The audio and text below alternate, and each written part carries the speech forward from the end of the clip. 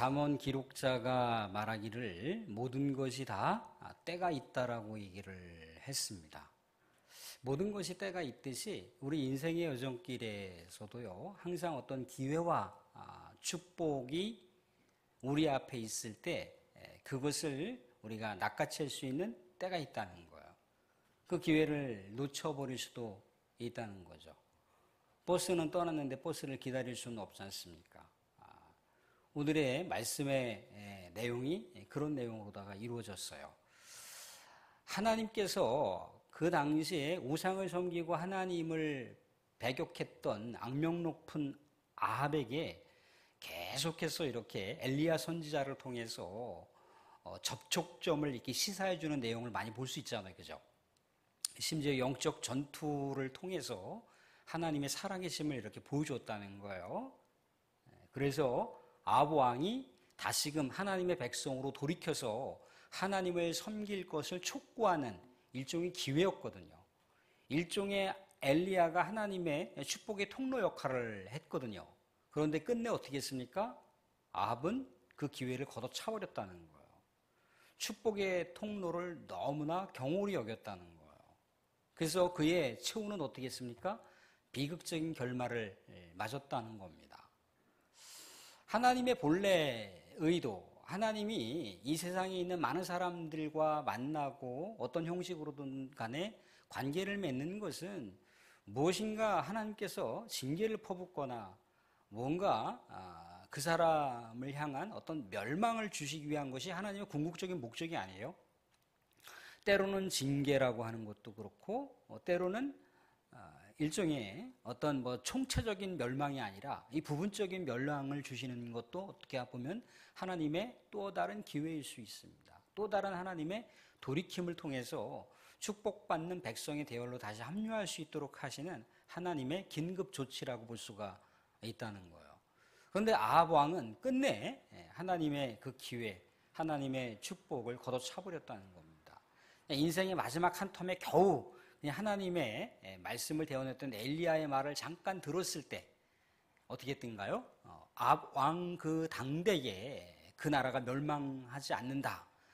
아합 왕가가 아합 시대에 멸망하지 않고 그의 후손 때에 아합 왕가가 멸망할 것이라고 엘리야 선지자를 통해서 뭔가 기회가 제공되는 것을 우리는 알고 있습니다. 오늘 우리가 보게 되는 것이 어떻게 보면 갈멜산 영적 전투의 뭐라고 말씀해 시리즈 2라고 볼 수가 있어요. 갈멜산 영적 전투 그 완 시리즈는 아합 왕과의 그 영적 전투의 그 장면 가운데서 있었던 내용이고, 오늘은 아합 왕의 아들이었던 아하시야 왕과의 영적 전투의 장면을 우리가 볼 수가 있습니다. 동일한 건 뭐냐면 하나님의 왕이라는 거예요. 하나님께서 허용하시는 왕이라는 거죠. 북이스라엘도 하나님께서 인정하시는 그런 왕국이었다는 겁니다. 그러면 하나님께서 북이스라엘을 사랑하셨다는 것, 북이스라엘을 예의주시하고 북이스라엘 왕을 통해서 그 전체가 하나님의 나라로 세워지는 것을 하나님께서는 열렬히 갈망하셨다는 거죠. 어떻게 보면 하나님의 신탁을 받는 그런 나라가 세워지길 하나님께서는 그렇게 간절히 바라셨는데 끝내 그 왕이 우리 하나님을 섬기는 것을 거부했습니다. 제1계명 너는 나 외에는 다른 신을 섬기지 말라고 했는데 하나님이 아닌 우상을 섬겼다는 거죠. 하나님을 온전하게 섬기지 못했을 때 어떤 결과가 주어지나요? 우린 성경의 이야기를 통해서 보시면 항상 뭔가 이렇게 여러 가지 사건 상황들이 나타나는데 그 사건 상황들이 그냥 우연적으로 그냥 일상적으로 자연스럽게 일어나는 그런 어떤 사건과 상황이 아니라 항상 하나님의 축복과 하나님의 기회와 하나님의 은혜가 연결될 수 있느냐, 그렇지 못하고 하나님의 징계로 나아가느냐 아니면 멸망의 길을 나가느냐라고 하는 양갈래 길로다가 이렇게 연결되어 있는 사건과 상황이라고 하는 것을 우리가 눈여겨볼 수가 있다는 겁니다. 오늘 우리가 1절을 보시면 이런 얘기를 볼 수가 있어요. 아합이 죽은 후에 모압이 이스라엘을 배반하였더라. 아합이 죽은 후에 모압이 이스라엘의 통제 범위를 넘어섰다라고 하는 얘기를 해주고 있어요. 아합이 어떻게 죽었던가요? 아합이 하나님께서 허락하시지 않는 전쟁 가운데 출정을 했잖아요. 그죠? 그래서 아람 진영의 한 군사가 쏴버린 그 화살촉을 맞고 치명타를 입어서 죽게 되잖아요. 그죠? 비극적인 죽음을 맞이하는 그런 현주소를 경험하게 됩니다. 근데 어떻게 보면 그냥 우리가 그냥 성경의 표면적인 이야기는 전쟁에 나가서 화살에 맞고 죽었어 그렇게 볼 수가 있지만 아합을 향한 하나님의 그 거대한 마스터 플랜, 그 계획은 뭡니까? 아합이 비극적인 죽음을 맞이한다는 거예요. 어떻게 보면 하나님의 그 징계의 그 거대한 그 계획 속에 이 아합이 죽게 된다라고 하는 것을 볼 수가 있습니다.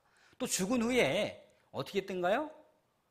그동안에 북이스라엘의 통제를 받고 있었던 모압이라고 하는 나라가 반기를 들었습니다.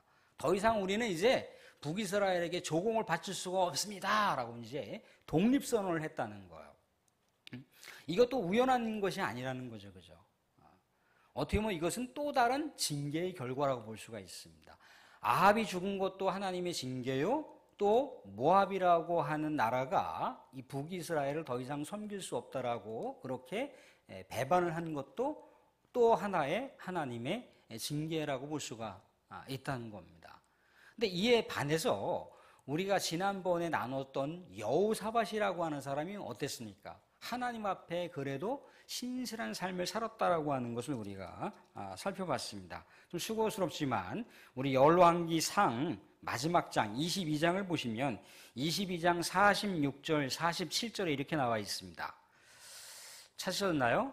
열왕기상 그 한 장만 앞쪽으로 넘기시면 열왕기상 마지막 장이죠. 마지막 장 46절 47절을 보시면 여호사밧이 어떻게 하나님의 기쁨이 됐는지를 우리가 말씀 가운데 볼 수가 있습니다. 우리 46절 47절을 같이 한번 읽어보겠습니다. 같이 시작.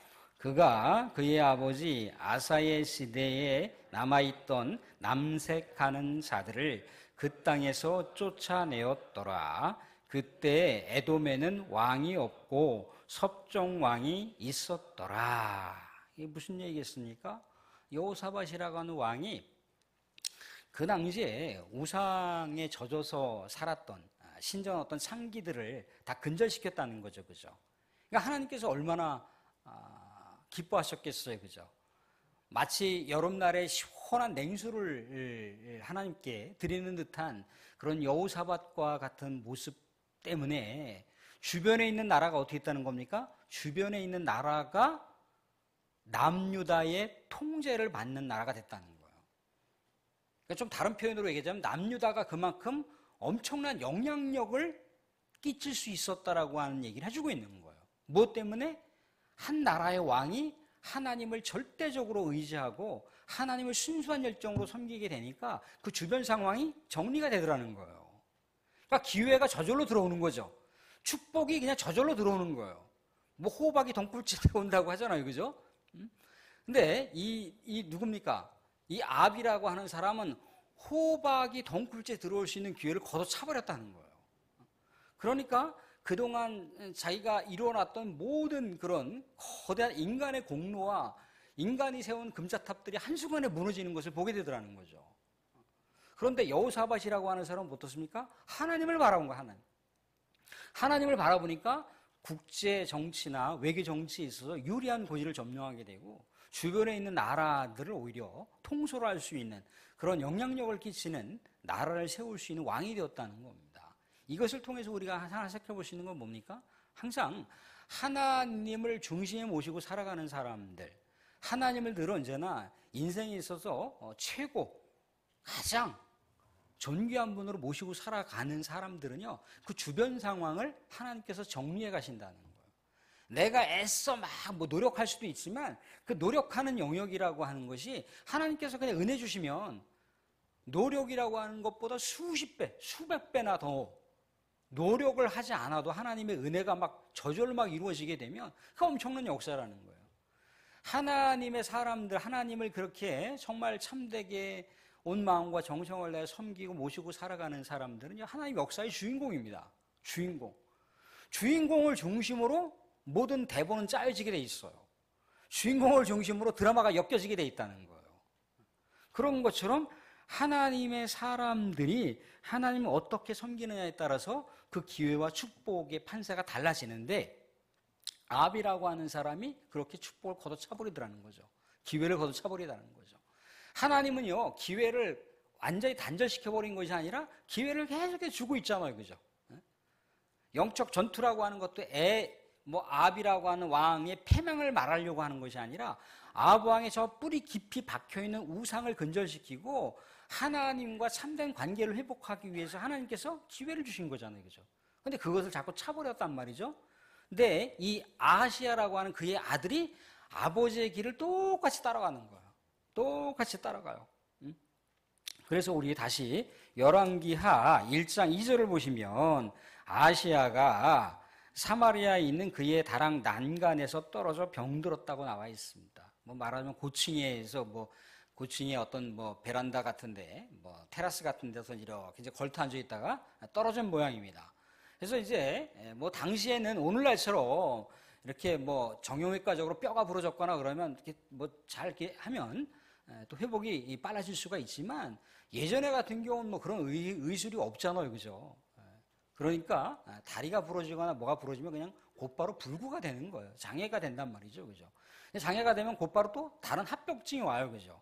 그러니까 거동하기 힘든 상황이 됐다라고 하는 것을 우리가 생각해 볼 수가 있습니다. 이때 우리는 또 이런 관점으로 생각해 볼 수가 있어요. 왜 하필이면 왕궁 난간에서 떨어졌을까? 떨어져서 왜 합병증에 걸렸을까를 생각해 보면, 그가 뭔가 그렇게 병이 걸렸다라고 생각해 볼 수 있지만, 이건 또 하나의 뭡니까? 하나님의 저주를 넘어서, 하나님의 징계를 넘어서 뭐예요? 하나님의 기회라는 거예요. 그럼 이때 아하시아라고 하는 사람이 아이쿠야, 내가 혹시라도 하나님한테 이렇게 징계를 받은 건가? 그러면서 하나님을 찾아야 되는 거죠. 그죠? 하나님께 마음을 돌이켜야 되는 거예요. 그런데 어떻게 했다고 나와 있습니까? 2절에 보시면 아하시아가 사마리아에 있는 그의 다락 난간에서 떨어져 병들매 사신들을 보내며 그들에게 이르되 가서 에그론의 신 바알세부백에 이 병이 낫겠나 물어보라 하니라, 그렇게 얘기하고 있어요. 하나님을 찾지 않고 누굴 찾았어요? 아버지가 우상을 섬겼고 어머니가 악명 높은 우상의 숭배자잖아요. 그죠? 그 길을 가는 거예요. 그 길을. 근데 이 에그론의 신 바알세부이라고 하는 이 신은 뭐냐면 일종의 그 파리의 신이라고 합니다. 파리의 신. 벌레 신이에요. 벌레 신. 그러니까 사람이 이제 여러 가지 그 몸속에 지금도 여전히 코로나가 증가하고 있다. 여러 가지 유행 독감이 이렇게 번지고 있다. 대부분 이제 눈에 보이지 않는 바이러스나 세균들을 통해서 막 감염되는 거잖아요. 그죠? 그러니까 이제 그 바알세부이라고 하는 파리의 신을 잘 섬기면 몸속에 있는 그런 악한 어떤 그런 여러 가지 세균들이나 바이러스를 이 신이 쫓아준다라고 그렇게 생각을 하고 있는 거예요. 여러 신들 중에 육신적인 고통을 치유해 주시는 신, 또 여러 가지 다른 다양한 많은 신들이 있는데 그 신 중에 하나가 이 아하시아가 걸렸던 병과 연결이 됐던 모양이에요. 그러니까 하나님을 찾지 않고 하나님이 만왕의 왕이시고 만주해 주시고 온 세상을 창조했던 창조주라고 하는 것도 인정하지 않는 거예요. 하나님, 별 볼 없는 신이잖아. 저 약소고기나 믿는 신? 히브리 민족 누가 알아줘? 그러면서 누구를 찾는 거예요? 그 당시에 거대한 가나안 지역의 거대한 그 신이었다라고 하는 바알세부를 찾았습니다. 하나님의 마음을 완전히 찢어놓는 거죠. 그죠? 그런데 또다시 하나님은요, 엘리야 선지자를 통해서 다시금 기회의 메시지를 전달합니다. 뭐라고 전달하나요? 이렇게 얘기를 하고 있습니다. 3절 말씀 같이 한번 읽어볼게요. 3번씩 반복되긴 하지만 같이 한번 보겠습니다. 같이 시작. 사자가 디셉 사람 엘리야에게 이르되 너는 일어나 올라가서 사마리아 왕의 사자를 만나 그에게 이르기를 이스라엘에 하나님이 없어서 너희가 에그론의 신 바알세부백에 물으러 가느냐라고 얘기를 하고 있습니다. 그러니까 하나님께서 이제 엘리야 선지자를 급하신 거예요. 이제 파송을 하셔서 이제 아까 아시아 왕이 사신들을 우상 신들에게 물어보라고 이제 파견을 했잖아요. 그죠? 그래서 엘리야 선지자가 그 사신들을 만나요. 사신들을 만나서 하나님의 경고의 메시지를 보낸다는 겁니다. 근데 이 경고의 메시지를 누가 나중에 들어요? 아시아라고 하는 왕이 듣는 거예요. 아, 내가 하나님의 백성인데, 아, 내가 이스라엘의 백성인데, 이스라엘의 왕인데, 하나님을 내가 섬기지 않고 우상을 섬겼구나. 아, 모든 상황이 돌아가는 이 파노라마를 보니까 하나님께서 모든 상황 가운데 나의 인생 가운데 개입하시길 원하시고 있고 내 인생을 돌이키길 원하시는구나라고 하면서 하나님께 마음을 돌이켜야지 맞는 거잖아요. 그죠? 근데 안 돌이켜요. 어떻게 합니까? 군사를 파병합니다. 군사를 파병해서 어떻게 해요? 엘리야 선지자를 체포하도록 합니다. 그런데 군사를 파병하는데 이 50명이라고 하는 이 50부장과 군사를 파병할 때 이 사람들은 누구의 명령을 받던 건가요? 아시아 왕의 명령을 받들었어요. 그죠? 왕의 명령을 받들었습니다. 왕의 명령이 더 중요합니까? 하나님의 명령이 더 중요합니까? 하나님의 명령이 중요하죠. 그죠?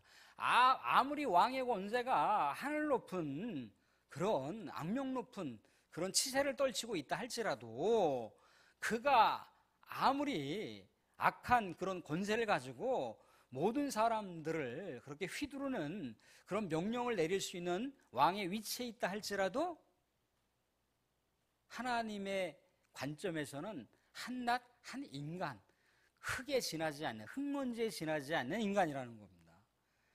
그러니까 사람의 명령이 중요한 게 아니고 하나님의 명령이 중요한 거예요. 하나님의 말씀이 중요한 거예요. 근데 이거를 망각했던 50부장과 50명이 엘리야 선지자를 찾아갔어요. 갈멜산에 있는지 어디 산에 있는지 산이라고 기록되고 있는데 그래서 아까 말씀드린 대로다가 갈멜산 전쟁 2 시리즈라고 말씀드린 거예요. 근데 그들이 어떻게 했던가요? 왕의 명령이 당신 어서 내려오시라 합니다 라고 얘기하고 있어요. 하나님의 명령을 왕에게 갖다가 전달했던 엘리야 앞에 왕이 명령하시기를 선지자여, 하나님의 선지자여, 하나님의 사람이여 빨리 내려오시라고 하고 있어요. 그래 내가 하나님의 사람이라면 불이 내려질 것이다. 그래서 뭡니까? 이 엘리야 선지자가 불의 사자라고 하는 하나님의 그 살아계심을 증명하는 또 하나의 사건이 여기서 일어났잖아요. 그죠? 근데 그렇게 엄청난 불로 인해서 그렇게 뭔가 타격을 입었던 첫 번째 50부장과 50명의 군사가 그렇게 실패를 했다면 두 번째 50부장과 50명은 뭔가 이제 경각심을 가지고 그 엘리야 선지자를 만날 때 새로운 모습으로 나갔어야 되는데 역시 어리석은 모습으로 동일하게 왕께서 명령을 내줬으니까 빨리 내려와요 하고 있다는 거예요. 엘리야 선지자는 하나님의 명령을 받드는 사람이잖아요. 그죠?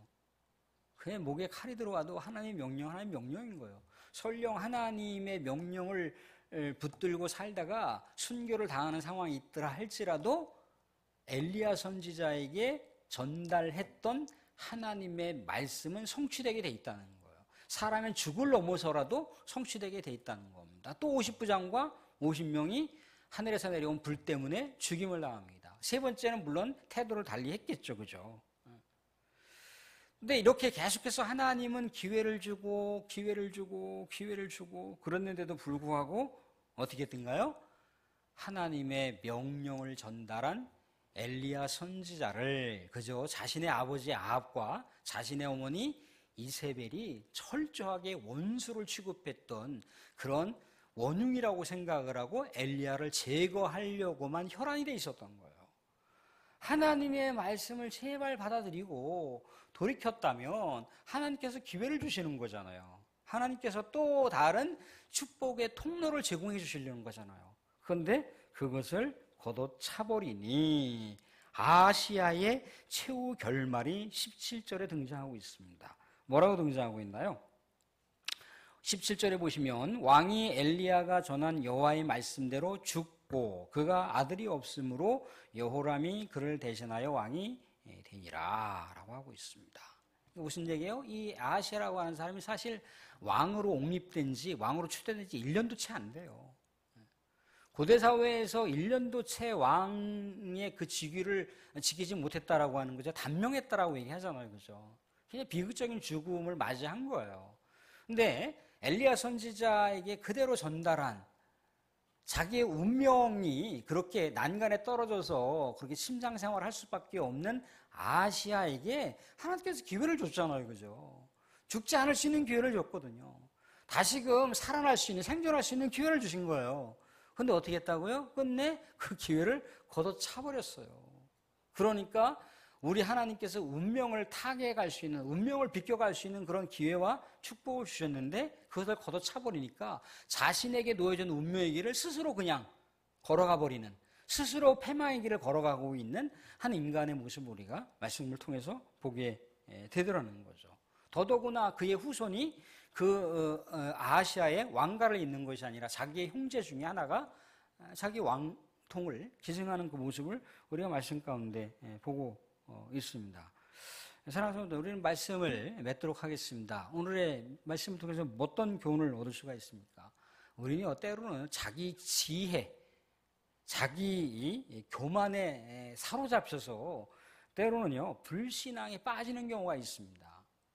근데 뭐 누구나가 완전한 그런 신앙을 가지고 있는 건 아닙니다. 우리들은 이제 지금도 성화하고 있고 내일도 성화할 수밖에 없고 또 내일도 뭔가 뒤로 물러났다가 앞으로 또 한 걸음 나아가고 뒤로 두 발 물러났다가 한 번 나아가고 두 번 나아가고 그런 모습으로 우리는 성화의 길을 가고 있습니다.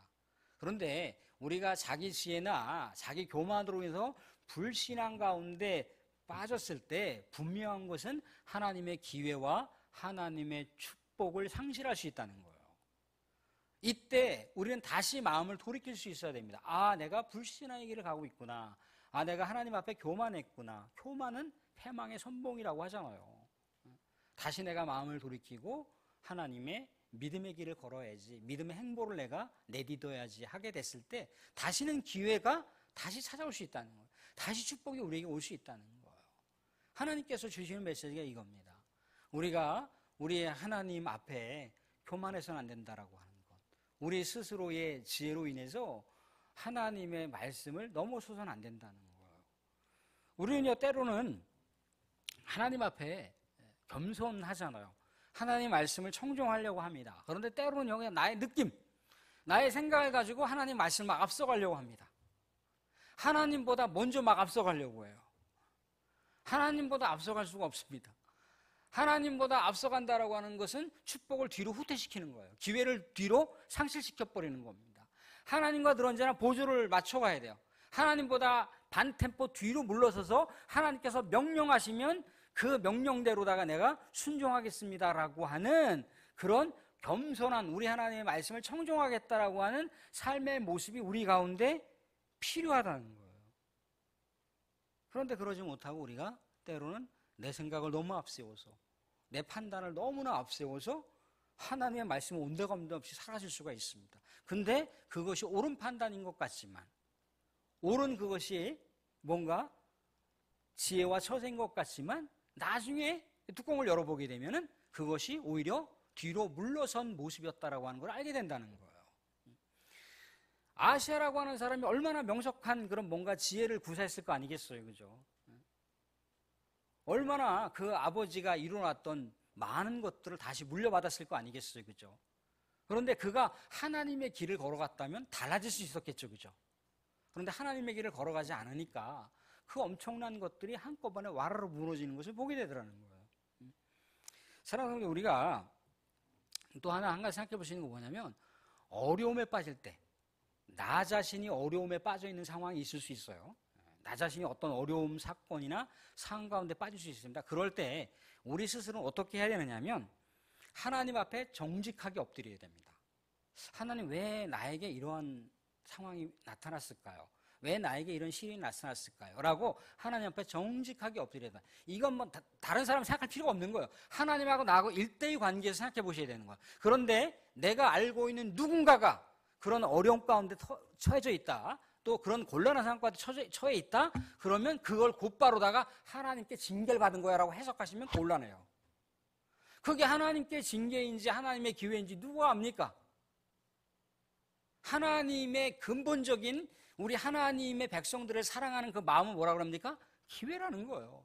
징계조차도 기회잖아요. 그죠? 멸절조차도 하나님의 백성들에게는 기회라는 거예요. 축복이라는 거예요.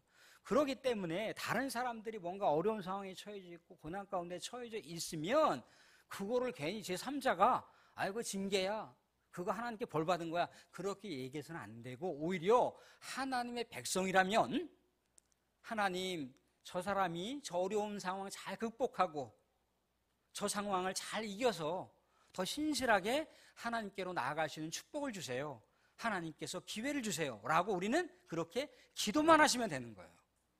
막 이렇게 저렇게 해석하지 마시고, 오늘 주시는 말씀이 그겁니다. 하나님 앞에 우리는 교만하지 말자. 하나님 앞에 더 겸손하자.